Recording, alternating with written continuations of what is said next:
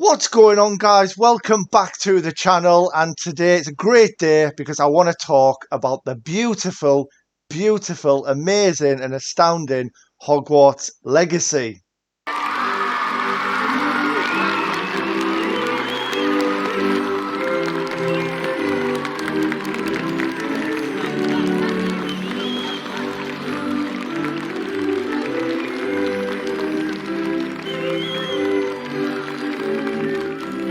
So before we continue with the video, a little bit like we did with Crisis Core, I am going to be going into kind of some gameplay cinematic stuff. I will then be looking at the trophy list in great detail, so I just wanted to put a big spoiler warning on that. I'm probably going to regret doing this video because I'm going to ruin a few bits from the game myself, so I totally understand if you're not ready to watch it just yet. But if you are ready, let's do this.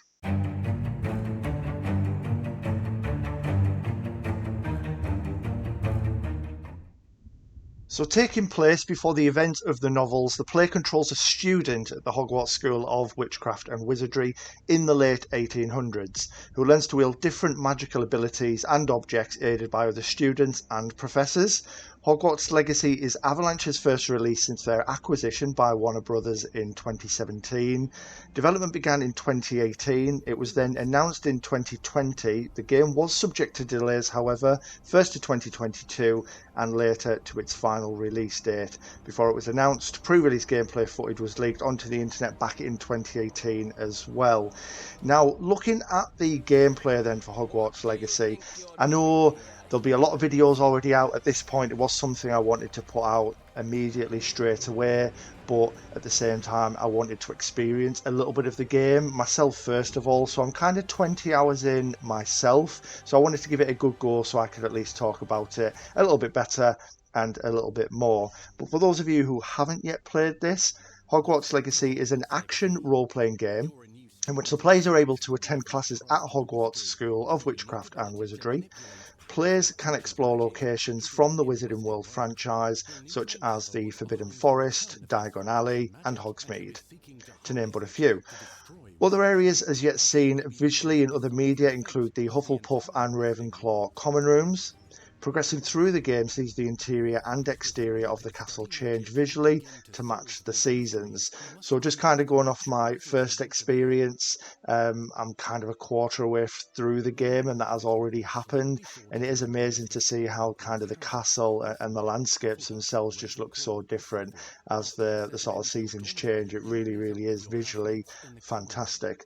Now, during character creation, the player can choose their appearance, gender, and one of the 4 Hogwarts houses. When doing the houses, though, you are kind of given a couple of questions. So when sat with the sorting hat, of course, it will ask you a couple of basic questions. It's not too in-depth, but it will then choose a house for you, in which you can change if you wish. I stuck with what it gave to me, which we will get onto when we kind of get into the trophies. But once you've kind of done that, players may customize the character's voice, body type. You can add accessories such as glasses in character creation, hats, all that kind of good stuff. It does actually go into a lot of detail and a lot more depth than I originally thought it would. Level progression allows the player to access and upgrade different spells, talents, and abilities. Through in-game challenges, the player character gains experience points to gain levels. These challenges come in the form of combat, quests, exploration, field guide pages, and the Room of Requirement. While house points for the 4 Hogwarts houses play a part in the game's plot, they are not influenced by player actions. The game features environmental customization elements. Player can modify the Room of Requirement as they level up through the game.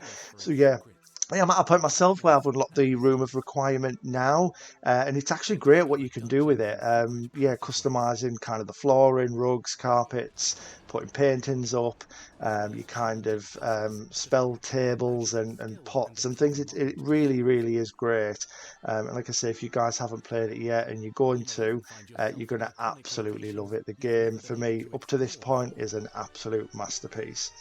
Now, the player character learns to cast various magical spells, brew potions, and master combat abilities. As players progress, they develop their own special combat style. While attending classes does advance gameplay mechanics, such spell learnings are not a scheduled gameplay element itself. Classes will be attended as part of plot development milestones.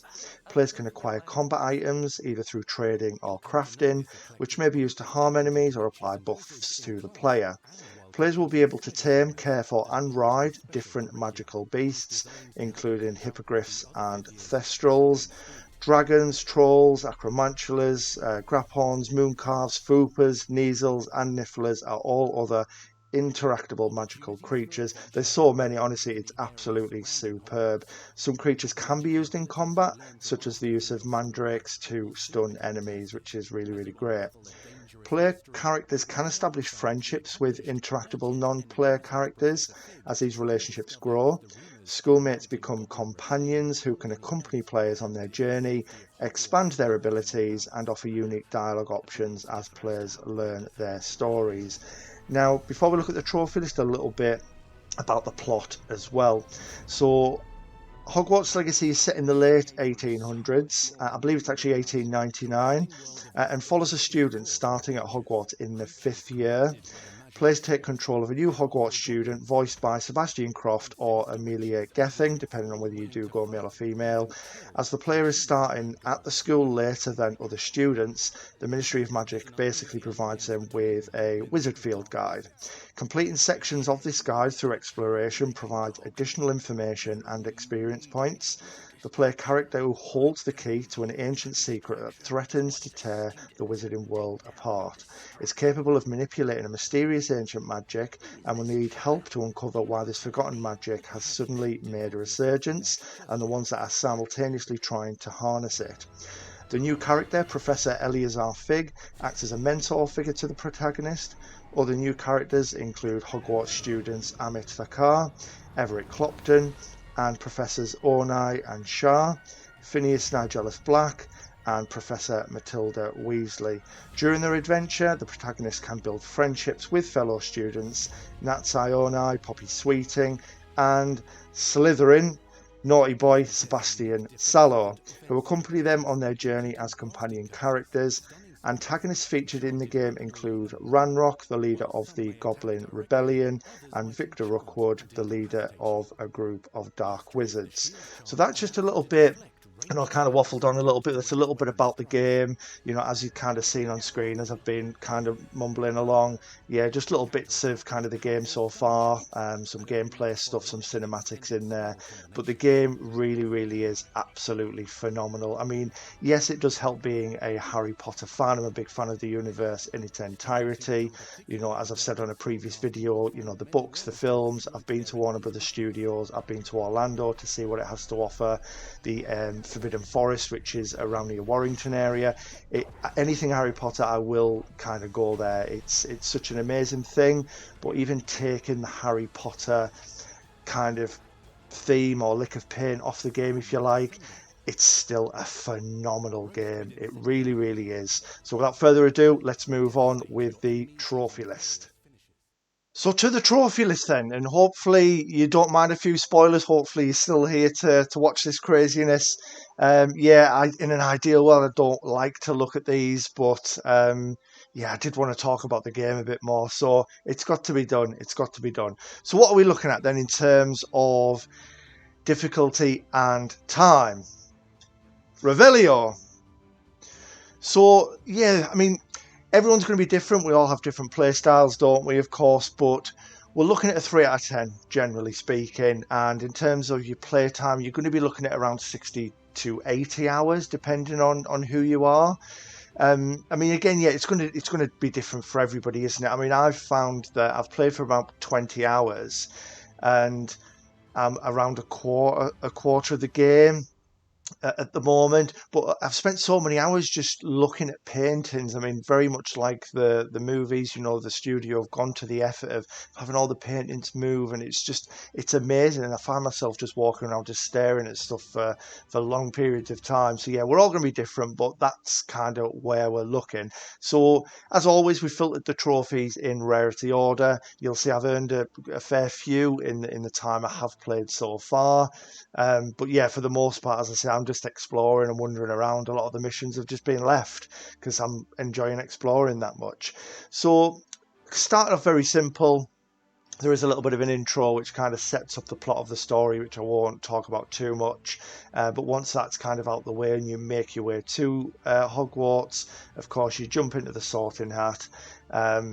Jump into the sorting hat? It sounds ridiculous. You wear the sorting hat, don't you? But anyway, yeah, so you pop the sorting hat on, and very much as I said when we were looking at the gameplay there, you get asked, I think it was 2 questions, if I'm remembering rightly. It wasn't a lot, and it's quite basic stuff. It gives you a scenario, and it might say to you, would you consider yourself caring, loyal, you know, brave, those kind of things.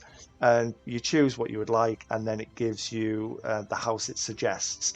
Of course, from there, you can continue with what it recommends. However, you can change it if you want to. I kept mine. I'll give you some context to that. I'm a Hufflepuff, apparently. Um, and this actually dates way back. So anytime you get these online quizzes, online tests, find out which Harry Potter house you belong into, you know, including the Pottermore quiz, it always gives me Hufflepuff every single time. I've never had anything else. So I would have picked Hufflepuff anyway, not realizing the game actually asks you a couple of questions. Give me Hufflepuff again, didn't it? So of course I had to, and it's a little bit different, you know, as I mentioned about it showing the Ravenclaw and Hufflepuff common rooms. There's kind of 2 locations you don't get to see in the films, and especially reading stuff online. Every single person, I was reading a few like forums and threads and comment sections and stuff. Every single person, I'm Gryffindor, I'm Gryffindor, Gryffindor, Slytherin, Slytherin. Same thing, everyone's Gryffindor and Slytherin. So I like to be a little bit different. But yeah, I would have picked them. But yeah, so you pick your house, you get the trophy, and kind of following quite quickly, giving a couple of missions, which is attending sort of your first classes. As soon as you've done that, that's where you'll pick up the next trophy. Depending on how you approach the game from there, you'll start to pick up side missions, of course, get the ability to explore a little more. You might not actually get the next one for a little bit of time. So yeah, once you've done a few missions, you are tasked with going into Hogsmeade, where there's as you can see, survive the troll attack. 2 trolls turn up, I think it is, and once that's happened, you get the trophy. Pretty straightforward, main story, unmissable. Invoke agent magic for the first time. So this is kind of what we were talking about with like the plot, the gameplay stuff. So your character, we still don't know why yet. Obviously, that's what we're working towards, but they are able to harness ancient magic, which is why there are certain people after your character. It's very, very cool as well. So you kind of, with successful attacks, and then once you've added stuff into the skill tree, there's other ways of boosting this meter. Once you boost the meter up, you can unleash ancient magic, which is a tap of L1 and R1. And it does a variety of different attacks. There's one where it kind of, you may have seen it in clips where it's kind of picking the enemy up and bouncing them off the floor left and right. There's one where you literally call down lightning from the sky and bring it down onto them. There's some really cool kind of effects, but yeah, the ancient magic is it's very, very cool.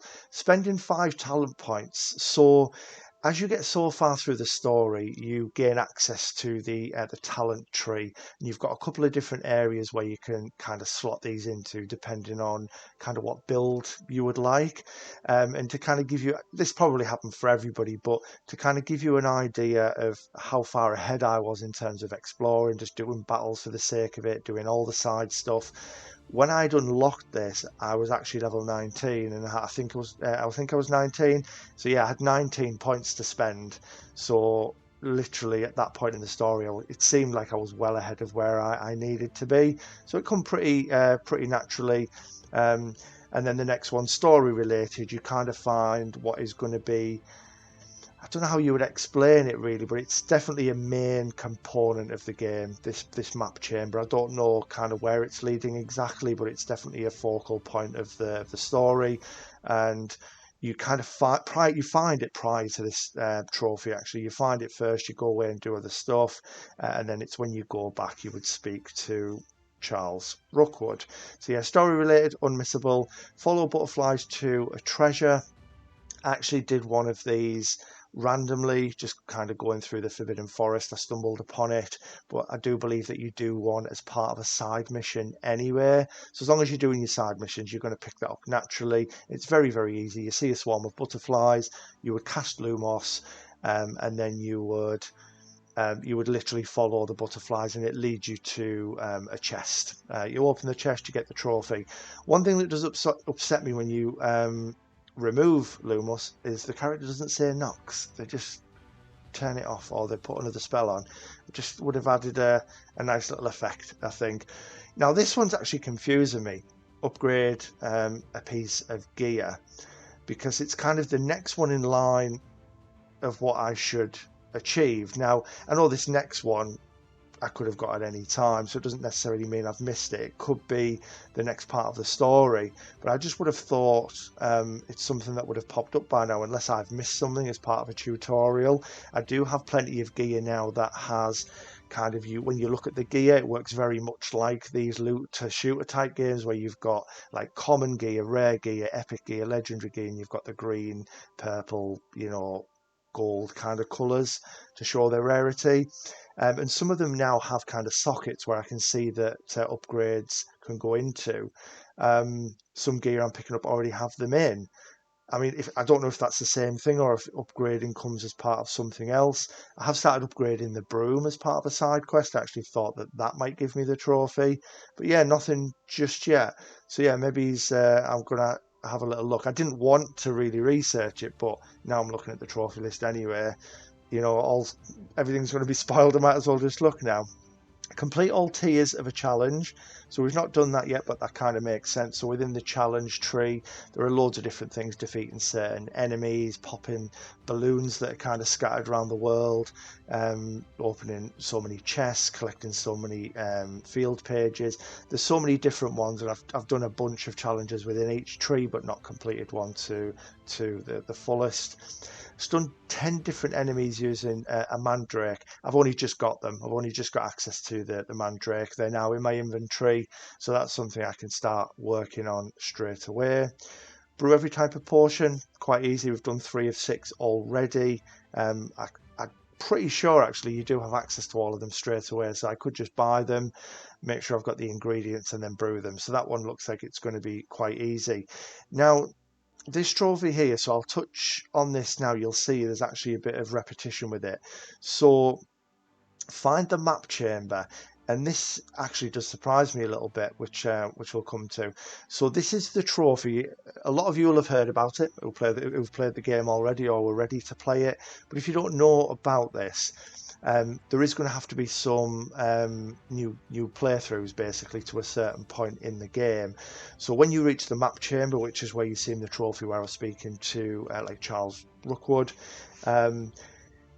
you have to reach that point in the game as part of the 4 different houses. Now, if you rush the story, it's said that it can take about 2 hours. So yeah, once you've done everything else, you are going to have to do an additional 3 playthroughs, 2 hours each, as each of the houses. And I think you can kind of see from the rarity there. Look, Slytherin being the most common, so people are clearly going for Slytherin first. But then it surprises me that Ravenclaw was next.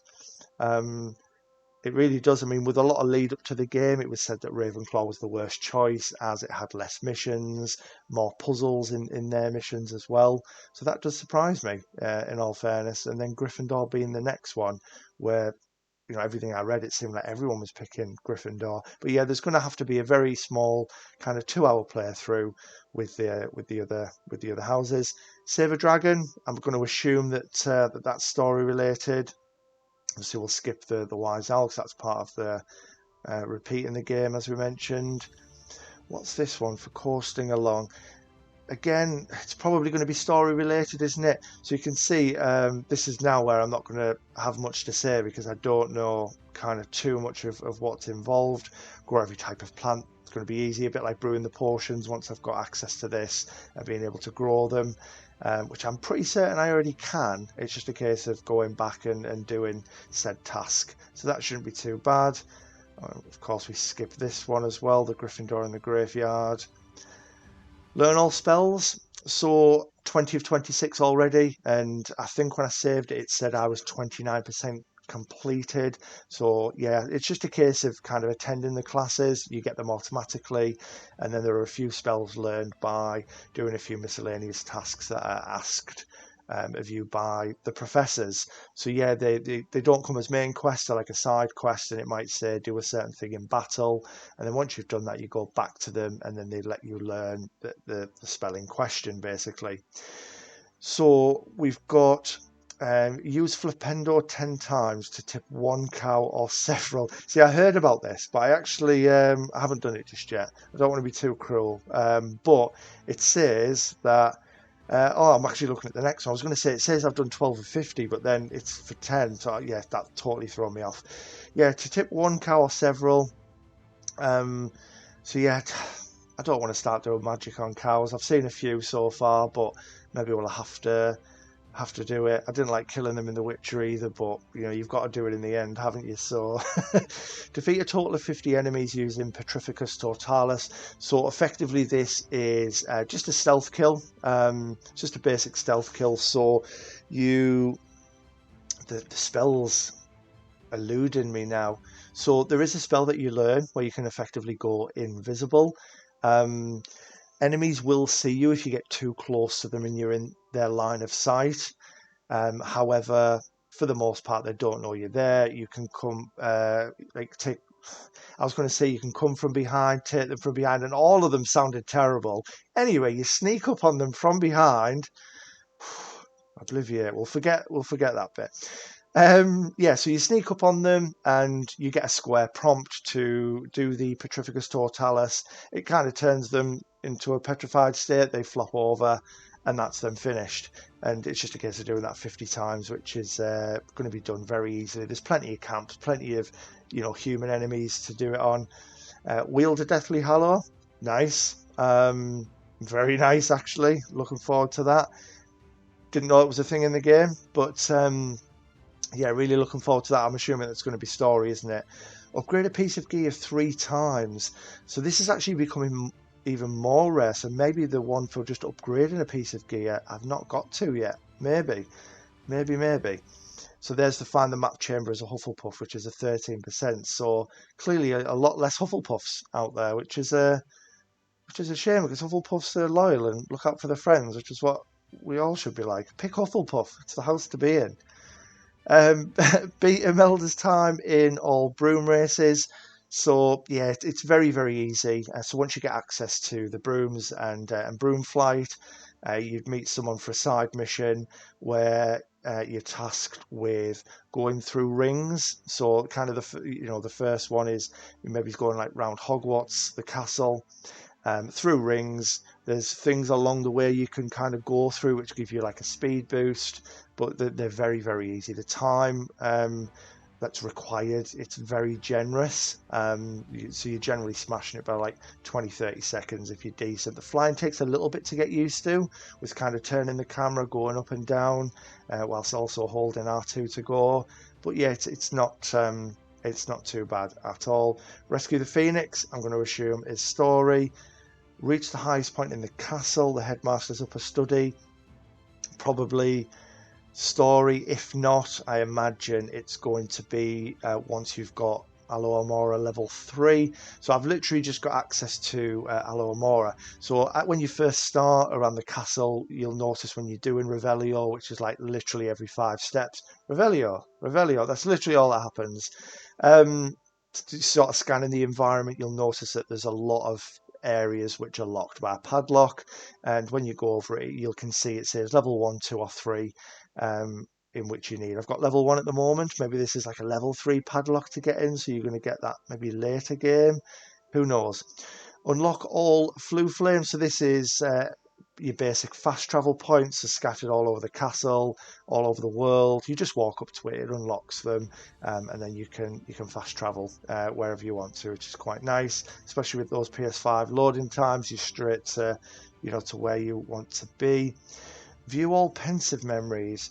So I've seen a couple as part of the story, and I won't give too much away. I know we've talked about the plot and the gameplay kind of through the introduction stuff, but the pensive memories have really been touching on a lot of kind of where the game may lead. So I won't tell you too much about those. We'll keep that part interesting. I could be mistaken, but it seems like it's definitely setting something up. I'm really looking forward to to finding out. But yeah, I'm just going to guess that that's what that is. Subdue the Lord of the Shore. Not sure, maybe story again. Find all demiguise statues. So I've actually just kind of reached the point in the game where this is introduced as well. I forget his name now. Is it Professor Moon? Is he called that as well? Because you're actually hunting. I'm not sure. I think that might be his name. My memory's obviously off, isn't it? There's so much to remember. It's such a big game. But basically, once he teaches you Alo Amore, kind of introduces you to these little statues that are scattered all over the world, including the castle. But they're actually something you can only interact with at night. So if you do find one, it's just a case of I don't know if a lot of people know this, but you can actually just rest in one place. You open up the map menu and you hold, I think it might be like L3 or something. You can just wait in that location until night time, and then you can collect it. And then the idea is, of course, to give them all back to him at the end. I'm assuming he's going to give you something, isn't he? Defeat Ranrock. Yeah, spoiler alert. He's the leader of the Goblin army. So yeah, we knew that was going to happen anyway, didn't we? As part of all the trailers, they've talked about Ranrock. Defeat enemies in all battle arenas. So there's only two looking at this. I did stumble upon one of the battle arenas in the Forbidden Forest. I didn't actually go there just yet, but yeah, it's something I will certainly check out. And then we've got the completing the relationship line for the three characters we talked about in the intro. So completing Sebastian Salo, Natsai Onai's, and Poppy Sweeting's relationships. So yeah, again, looking at the rarity, I suppose this is going to become kind of more of an end game thing, I imagine, when you get their final quests. Discover all Cairn dungeons. We've done 1 of 5 already. They're pretty cool. I won't talk too much on those, but yeah, they're very interesting, and I like kind of all the puzzle element to it as well. Win the House Cup. Because technically you don't see the points. You do hear the professors giving points out in cutscenes, but it's just part of the story, isn't it? I'm assuming that's going to be the end of the game, is it? And your house just conveniently wins the House Cup. It's a gold trophy, so yeah, that probably is kind of the end, I imagine. So use ancient magic on every enemy in the game. So yeah, the ancient magic we talked about with L1 and R1.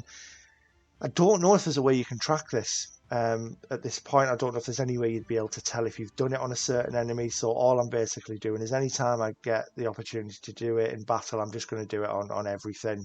I was at a time saving it, and then when a bigger enemy would turn up, I'd maybe just do it to them to wipe them out. However, yeah, I'm just going to have to use it on everything that moves.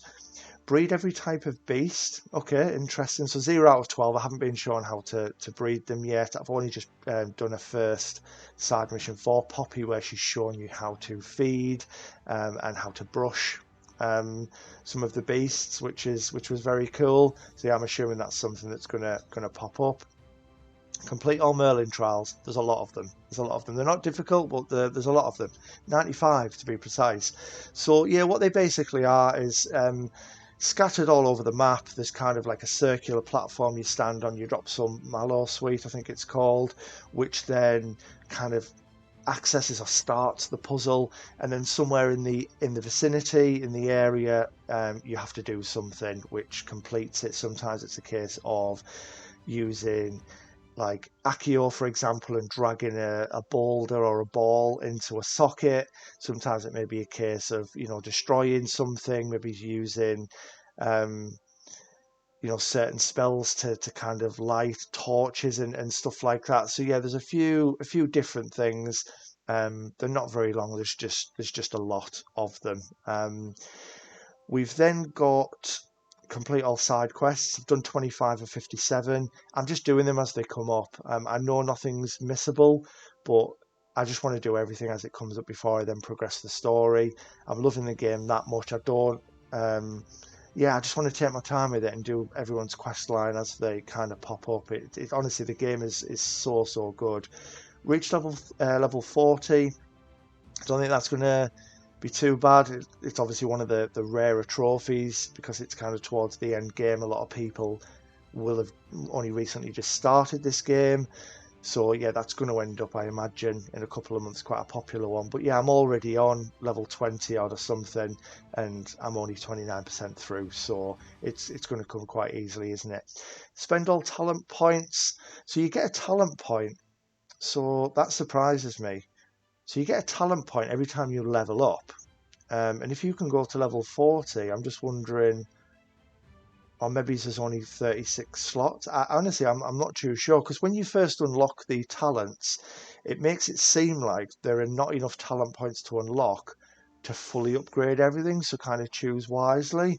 So yeah, that is interesting. If you can get to 40, why don't you get 40 talent points? Why is there only space for 36? But then there's actually more because you can't upgrade everything. I don't know. I'm probably waffling on again, but that'll be interesting. But again, one of the rarer trophies, and I'm already at 20 out of 36, which is nice. And then we've got complete all collectibles, which is the trophy that was glitched. I don't know if it's still glitched. I'd read that they were bringing a patch out. I don't know if that's fully happened. I'm going to assume it has, because when I visited this page a couple of days ago, it did actually say it was unobtainable, so maybe it's back to normal. I mean, the platinum's clearly obtainable. We can see people have earned it, but I'm sure I've still read that some people were having some trouble. But yeah, complete all collections. So in the menu, you've got a collections page, and there's an absolute bunch of different things that you need to collect. You know, the gear, doing all like the Merlin trials, doing I can't even think, finding all enemies. There's so many things, and spread across 603 different things. Yeah, it's a lot. It's a lot. It's a lot. We've done 157 so far, which is pretty good. But yeah, there's just so much to do, so much to uncover. The game is just so beautiful, and like I say, this is why I find that even at 29% and at 20 hours, I find I'm just wasting a load of time kind of on my broom outside of Hogwarts and just sitting and looking at the view. Honestly, the view is absolutely stunning, just looking back at the castle, especially on a night when it's all kind of lit up. But yeah, the game really is absolutely phenomenal. Yeah, and it's superb. It really is superb. So if you are playing it, let me know in the comments what you think so far. Give me you know, your thoughts up to this point. Let me know kind of what house you've chosen, that kind of stuff. If you're not playing it, why? That's my question. Why aren't you playing it? Why aren't you playing it? It's got a good chance. I've been talking with some of the guys in the chat before recording this, and you know, talking about how it could quite easily be game of the year. You know, there's obviously some great games to come out along the way, but it's certainly, you know, going to be in the conversation, I would say. But yeah, I hope you guys have enjoyed. Obviously, again, something a little bit different, just kind of steering away from the trophy list reviews where we can, just to add a little bit of variety, of course. Before we leave the video, I do want to give a big thanks to some additional patrons who've jumped on board. So thank you so much to Dragon Dance, and also to Darth Boothie, who've come on board. Your gesture is greatly appreciated. And of course, massive thanks to Rob, Liner Beast, Motor Compa, Heather, James, and Wilco. The continued support is unbelievable. If of course you would like to do that as well, there will be a link in the description.